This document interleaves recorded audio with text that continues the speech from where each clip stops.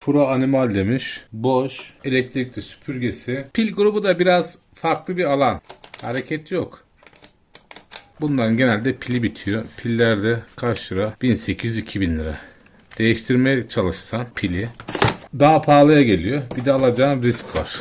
Pillerin bir tanesi bozuk olabilir. Eğer öyleyse sadece o pil değiştirilirse bir süre daha idare eder.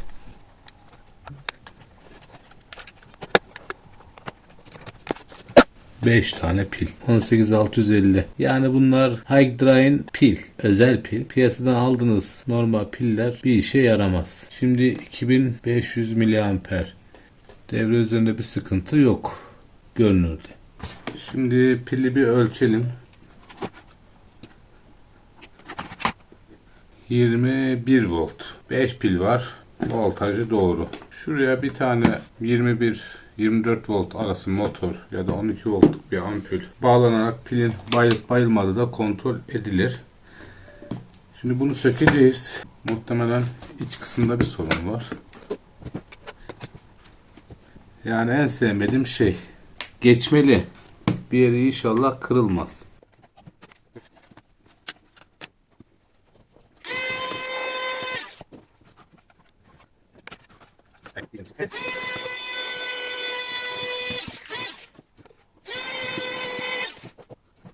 Evet, şimdi nereden? Şöyle izler var. Tam bir tornavidanın gireceği boyutta. Oradan anlıyoruz. Çat diye kırılacak, elinde kalacak.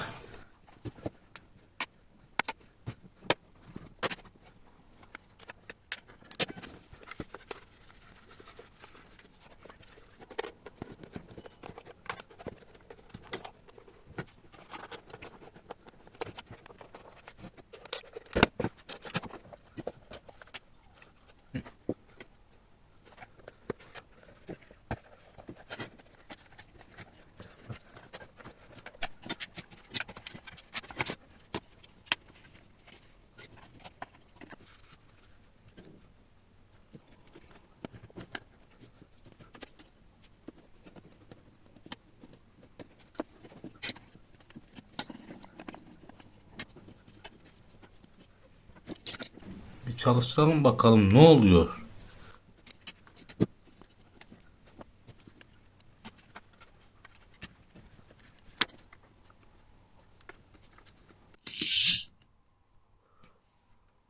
Şey geldi.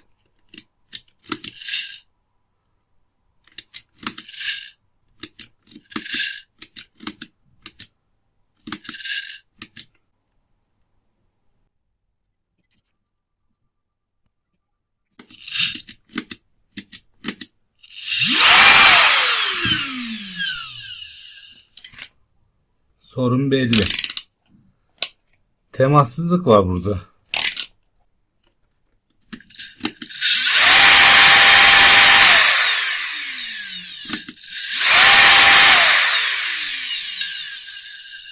Şu bölgede temassızlık var. Kabloyla oynayınca düzeldi. Toz, toprak da yapar. Ki öyle gözüküyor. Yalıtımı kötü. Beğenmedim.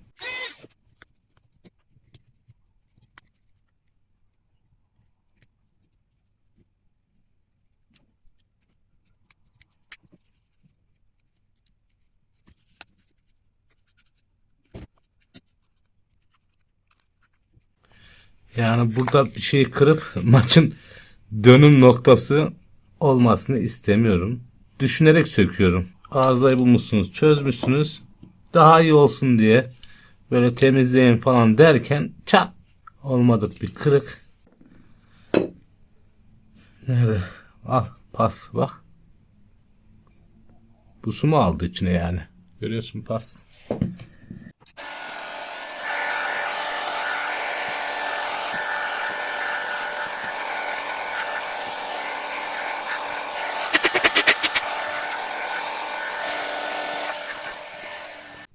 Adamın yerine koyacaksın bunu yapan kişinin. Ha, nasıl yapmıştır, nasıl takmıştır diyerek toplayacaksın.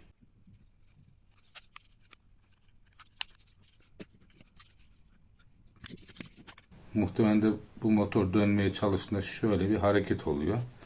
Toz moz alıyor içerisine.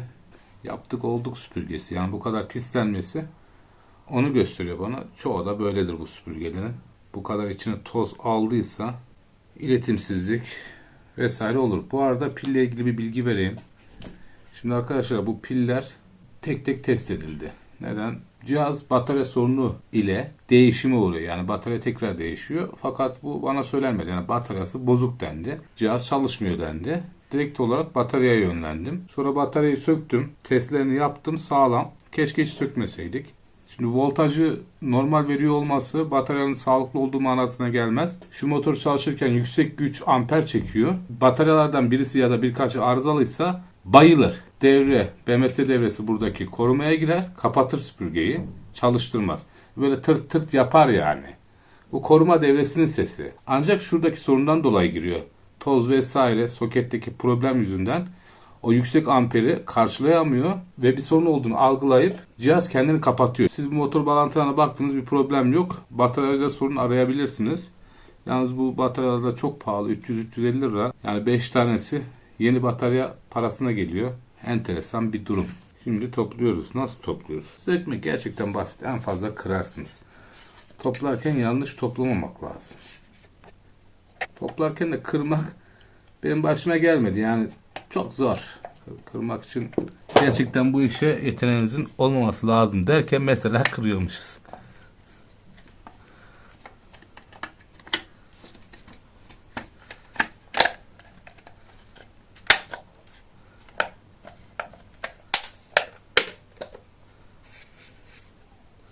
Toplarken dikkat edeceğiniz nokta eksik bir şey olmaması, kabloların sıkışmaması. Kablolar sıkışırsa problem olur.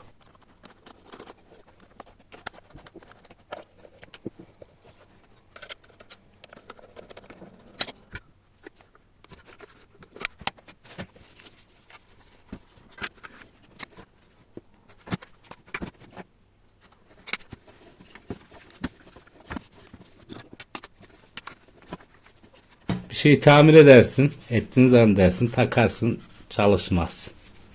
Hayda. Tekrar başa dön.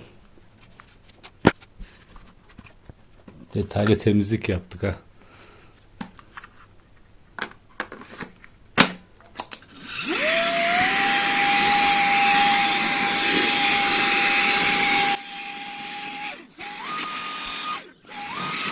Bu kadar arkadaşlar.